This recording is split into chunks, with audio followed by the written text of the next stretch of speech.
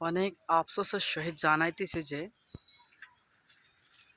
এই যে নুরানি হাফিজিয়া মাদ্রাসার যে এই মসজিদটা দেখেন, হাফিজিয়া মাদ্রাসার মসজিদে বাল্বের ব্যবস্থা নাই। এতটাই নিরীহ এই মাদ্রাসাটি। দেখেন হাফিজিয়া মাদ্রাসার ছেলেগুলো অন্ধকারে নামাজ পড়তেছে। আমি মোবাইলের লাইটটা জ্বালাই দেই, এই দেখতে পাচ্ছেন, এই যে নামাজ পড়তেছে। মানুষ ইসলামের প্রতি এতটাই পিছিয়ে আছে যে 2-1 টাকা দান করতেও ভয় পায়।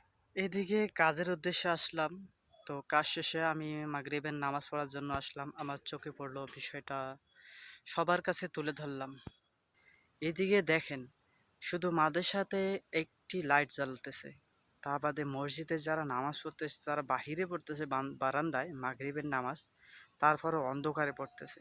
এসার সময় কি করবে আল্লাহই ভালো জানে। যদি কেউ সাহায্য করতে চান বা কেউ করেন, তাহলে অবশ্যই যোগাযোগ করবেন।